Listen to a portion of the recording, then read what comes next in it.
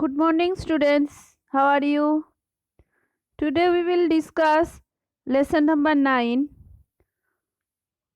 water as a resource. This one already we have discussed in the live class.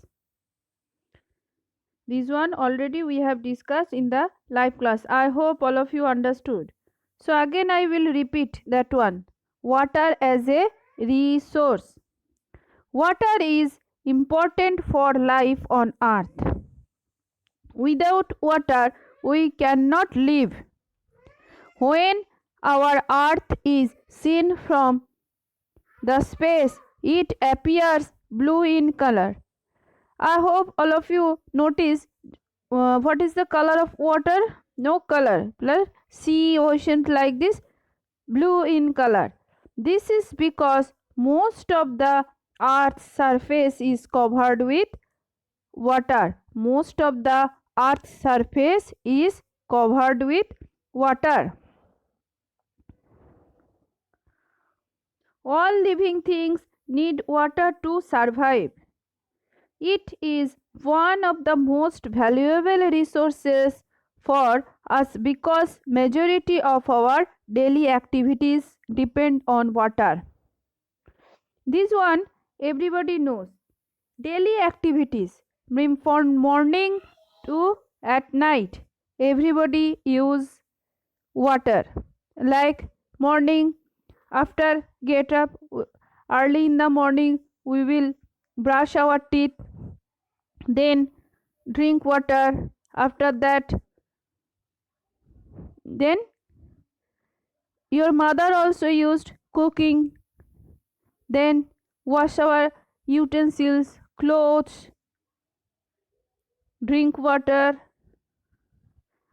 for bath. So every day we need water. Daily activities depend on water. Every day need also water to everybody. We have already learned in the previous chapter that water can change its form by heating or cooling. This one everybody read. It can exist in all the three forms: solid, ice, liquid water, and gas, water vapor. This one everybody read. Then first point, change of state of water. The change of state of water occurs because of temperature changes. This one also depend on temperature changes. Depend on temperature. How it happens? The change of state of water occurs because of temperature changes. So this one also depend on temperature. First point, when the temperature at which ice means solid is kept is increased, it changes into water. This change is called melting. So what is called melting? Everybody underline. When the temperature at which ice is kept is increased, not decreased, increased, it changes into water. This change is called melting. Everybody follow the picture.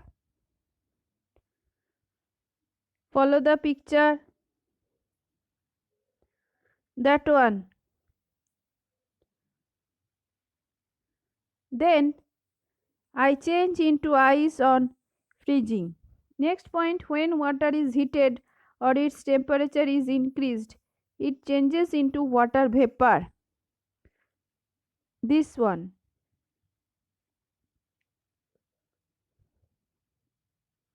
Temperature is increased. It changes into water vapor. This change is called evaporation. When the heating process is slow, while it is called boiling. When the heating is fast, So when water is heated or its temperature is increased, it changes into water vapor. This change is called evaporation. When the heating process is slow, while it is called boiling when the heating is fast. Then next page number 88. Third point, when water vapor is cooled or its temperature is decreased. Before we have discussed about increased, temperature increased, now temperature is decreased. It changes into water. This change is called condensation. So melting, then evaporation, after that condensation. This process is opposite of evaporation. Next point, when the temperature of water is decreased by cooling, it changes into ice. This change is called freezing or solidification. This process is opposite of melting. So this one, water vapor is cooled, then temperature is decreased, that time change into water. This change is called condensation. This process is opposite of evaporation. When the temperature of water is decreased by cooling, it changes into ice. This change is called freezing or solidification. This process is opposite of melting. Look at the picture. Everybody draw the picture. This one, water vapor, then ice, melting, again heating,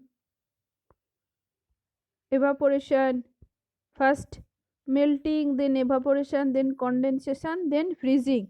4 points are there. Change of state of water. This one everybody read. Okay. Then in down, activity is there. Increase in temperature causes evaporation. This one everybody read. Okay. This one already we have discussed in the live class. Then page number 90. Okay. Page number 88 and 89 activity is there. This one already we have discussed in the live class. So page number 90 we will discuss about water cycle. Okay, water cycle.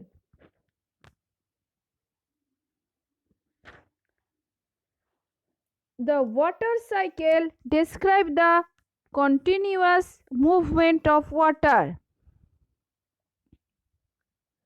between the sky and the earth. It involves the following steps. Water controls the earth's temperature. Did you know this one? Water controls the earth's temperature. So water cycle, like cycle, bicycle, then wheel, like this cycle. The water cycle describes the continuous movement of water between the sky and the earth. Okay, it involves the following steps. Step by step this one happen. Water cycle. This one, movement of water between sky and earth. So first point, the sun heats up the surface of the water bodies such as rivers, seas, lakes and oceans present on the earth. This heat changes water into water vapor. This is due to evaporation. This one happen depend on evaporation. The sun heats up the surface of the water bodies. Water bodies means Example like river, pond, seas, lakes. That time everybody noticed that day too much hot. After 2 days, 3 days, too much hot. After day, next day, raining. Okay, this heat, sun rays, too much sun rays. This heat changes water into water vapor. Follow the picture also. This is due to evaporation. The next point, as the water vapor rises up in the air, water vapor rises up in the air, then it cools down and becomes tiny drops of water. Tiny drops of water. Everybody notice, if you take one bowl of water in the gas oven, then this one heated. After that, so small water drops, means smoke is coming. This one for evaporation, vapor, water vapor. Then this water vapor rises up, then mixed with air. After that, this one cools down and becomes tiny drops of water. This is due to condensation. That time heated water, boiled water, smoke is coming. Smoke was come out. That smoke rises up in the air, then mixed. This is due to condensation. The tiny droplets join together to form clouds. So same process. Too much heated sun rays, then water, means lakes, rivers, water, too much heat, then smoke came out, and water vapor means smoke. Water vapor rises up and mixed with air. Okay, after that, these tiny droplets join together to form clouds. The next point, when the clouds become heavy and cannot hold any more water. When the cloud become heavy and cannot hold any more water, the water drops fall down in the form of rain. Before I have said, this is called precipitation. Okay, in colder places the water drops come down in the form of snow, sleet or hail.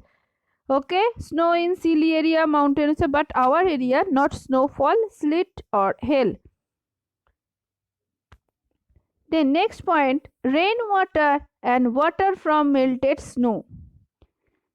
Rainwater and water from melted snow. Sleet or hail flows into the water bodies. Means small stone like snow. Not too much big snow. Small. Okay. Like Bengali word is Shila Brishti. Water bodies, it also falls down on the land and gets soaked up there.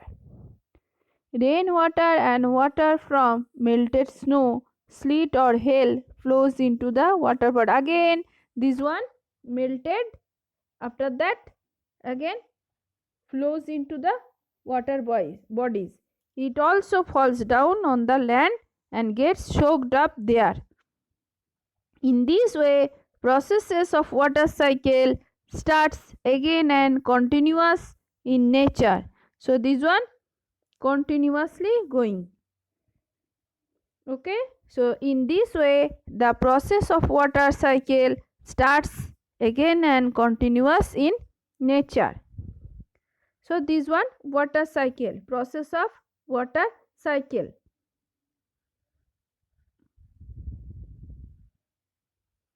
Then next point, water and impurities.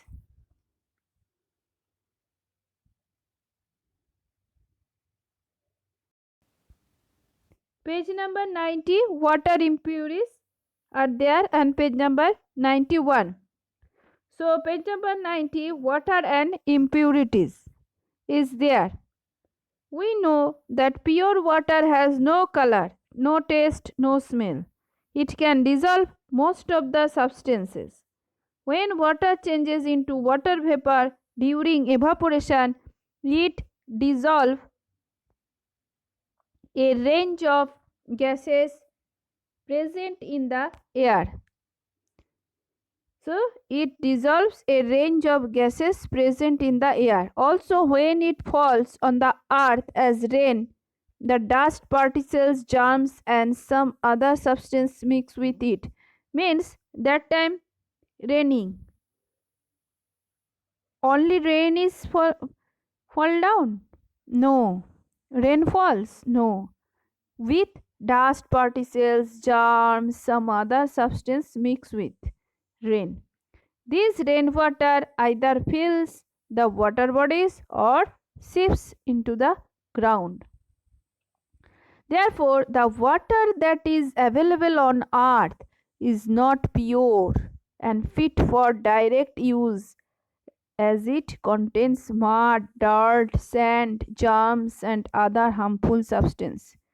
Means this one not pure, impure is there, because here everything mixed, germs, different type of particles, dust particles, some other substance, sand, dirt, harmful substance mixed with water. It should be cleaned before use. It should be cleaned before use. You will use for drink, so before use you cleaned it. The substance that make something dirty or impure are called impurities. The major types of impurities present in water are either soluble or insoluble. This one also everybody listen before chapter. Soluble and insoluble. So what are called impurities? The substance that make something dirty or impure are called impurities.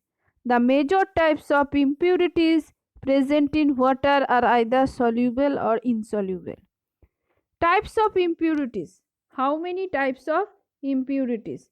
Soluble impurities and insoluble impurities, means two types. First one, soluble impurities. Dissolves gases, salts, minerals, and chemicals are some impurities that are soluble in water and can change its characteristics. These are called soluble impurities. So, again, listen. Dissolved gases, salts, minerals, and chemicals are some impurities that are soluble in water and can change its characteristics. These are called soluble impurities. Next, insoluble impurities. Mud, dust, sand, clay, oil, plant, and animal material do not dissolve in water. These are called insoluble impurities. So, two types of impurities are there, soluble and insoluble. Then, causes of water impurities. When water is kept uncovered, germs, dirt, and dust enter it, making it impure. Causes. How this one? Impurities means water. When water is kept uncovered, germs, dirt, and dust enter it, making it impure. A huge amount of harmful waste from industries and sewage enters the water bodies, making them dirty. So many industry, Kolkata area is there, so many mills area there, so that impure water is come out and mixed with water bodies, lake, river, then this one making them dirty. Various human activities such as washing, cleaning, and bathing in water bodies makes them unfit for use. Means village area, everybody notice that one. Ponds are there, so every human activities such as washing clothes, washing utensils, bathing in water bodies. So makes them unfit for use. Then purification of water. How to purification? How to purify water? The presence of impurities in water make it extremely unsafe for use. Drinking impure water can lead to several waterborne diseases such as cholera, typhoid, and dysentery. Dysentery. Impure water must be cleaned or purified before using. If you will not purify water, so different type of diseases coming like cholera, typhoid. Okay, impure water must be cleaned or purified before using. Water purification is the process of removing harmful substance from water to make it fit and safe for drinking.